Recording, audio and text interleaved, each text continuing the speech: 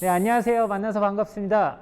지금 인천 논현동에 위치한 언더독 스쿨이라는 교육기관을 운영하고 있는 현재 반려견 훈련사로서 14년차 활동을 하고 있는 이상민 대표라고 합니다.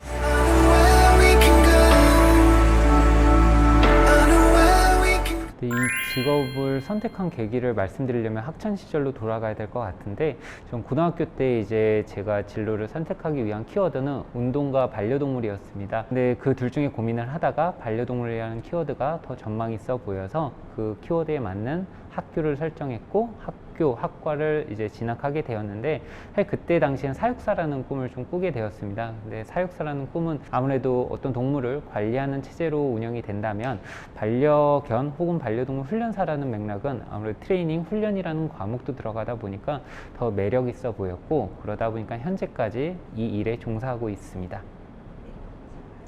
반려동물 관리사에 대한 정의는 제가 공부한 바로는 생애주기 전체 과정인 것 같습니다. 반려동물이 태어나서 반려동물의 삶이 끝날 때까지 이 포괄적인 내용을 다 공부한다면 이게 반려견 관리사의 정의라고 말씀드릴 수 있을 것 같습니다.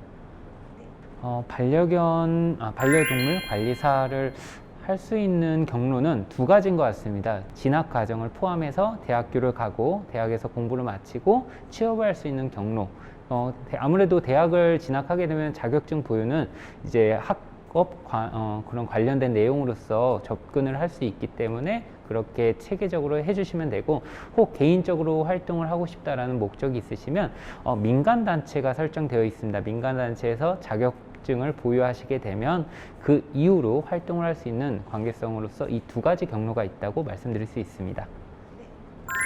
저는 역량이라고 표현하자면 사람의 성향이라고 비유할 수 있을 것 같습니다.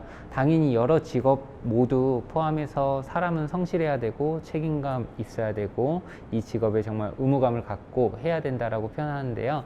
이 직업은 특성상 아무래도 기계가 아니라 생명을 다루는 직업이다 보니까 정말 그 역량이라는 건 성향에 비유해서 바른 인성의 사람이 훨씬 더 조금은 적합하다라고 표현할 수 있을 것 같습니다. 네, 애로사항이라면 좀 에피소드에 담아서 말씀을 드릴 수 있을 것 같습니다. 아무래도 저도 20살 때부터 지금까지 계속 이 직업을 해오면서 느꼈던 거는 사람을 만나는 직업이다 보니까 다른 서비스 업종도 마찬가지겠지만 그런 부분에 있어서 저는 좀 애로사항이 많았던 것 같습니다. 저 또한 사람을 대면해서 일을 해봤던 사람은 아니었기 때문에 처음 접근할 때 너무 어려운 부분이 있었고, 동물도 그렇지만 사람도 정말 다양한 성향을 갖춘 사람들이 많기 때문에 제가 하는 일은 반려견 훈련입니다. 반려견 훈련이기 때문에 문제 행동이 발생되었을 때 사람과 소통하고 그 소통으로 인해서 반려동물의 문제 행동을 고쳐나가는 일인데, 사실 이게 소통에 대해서 좀 어려운 사항들이 발생되면 그게 저에게는 애로사항이 아닐까라고 생각을 해보고 있습니다. 네. 반려동물 산업에 대한 전망은 저로서는 현실적으로 이제 몸소 느끼게 되는데요. 10년 전과 지금 10년 후의 흐름이 너무나 다르기 때문에 앞으로는 훨씬 더 큰 전망이 있을 거라고 예상이 되는데요. 이유에 대해서는 일단 공부를 하고 있는 학생들에 대한 학과부터 한번 보시면 될 것 같습니다.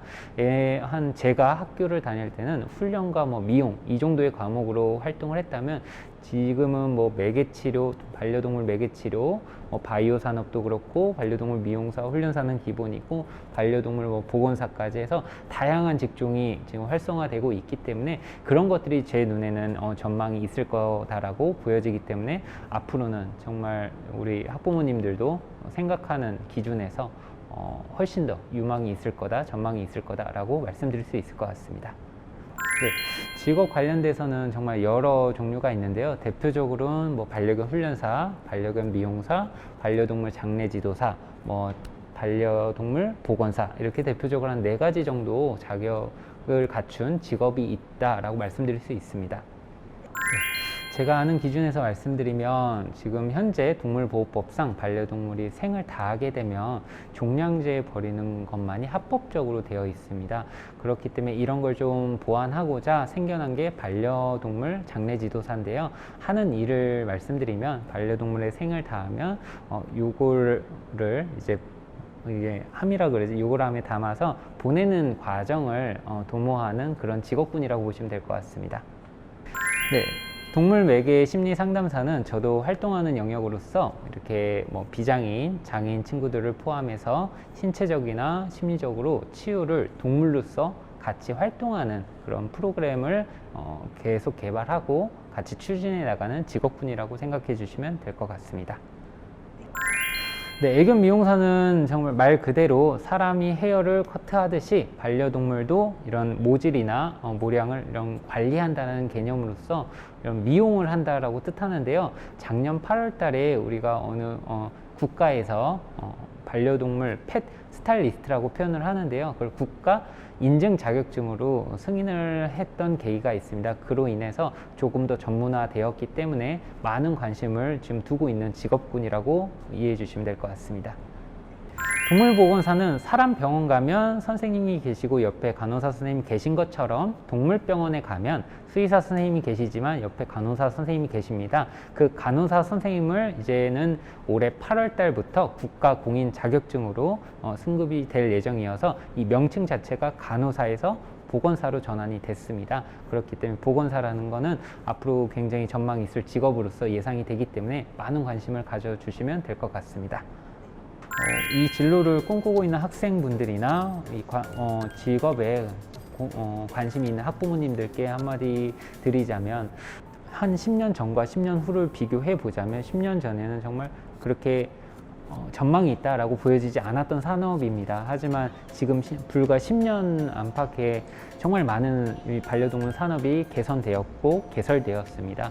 그렇기 때문에 이 부분에 있어서 좀 눈여겨봐 주신다면 앞으로는 충분히 전망이 있을 거라고 예상이 드실 거라고 생각이 듭니다. 그렇기 때문에 우리 자녀분들께서 혹시 반려동물 산업에 관심이 조금이라도 있다면 꼭 도전할 수 있는 계기를 마련해 주시면 좋을 것 같습니다.